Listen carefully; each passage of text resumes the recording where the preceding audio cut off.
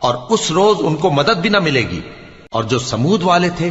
ان کو ہم نے سیدھا رستہ دکھا دیا تھا، مگر انہوں نے ہدایت کے مقابلے میں اندھا رہنا پسند کیا، تو ان کے اعمال کی سزا میں ذلت کے عذاب کی کڑک نے ان کو آ پکڑا۔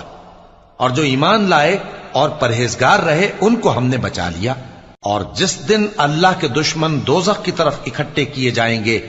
پھر ان کی الگ الگ جماعتیں بنائی جائیں گی، یہاں تک کہ جب دوزخ کے پاس پہنچ جائیں گے تو ان کے کان اور آنکھیں اور کھالیں یعنی دوسرے اعضاء ان کے خلاف ان کے اعمال کی شہادت دیں گے، اور وہ اپنی کھالوں یعنی اعضاء سے کہیں گے کہ تم نے ہمارے خلاف کیوں شہادت دی؟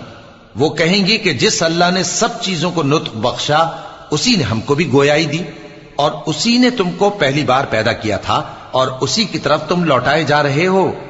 اور تم اس بات کے خوف سے تو پردہ نہیں کرتے تھے کہ تمہارے کان اور تمہاری آنکھیں اور کھالیں تمہارے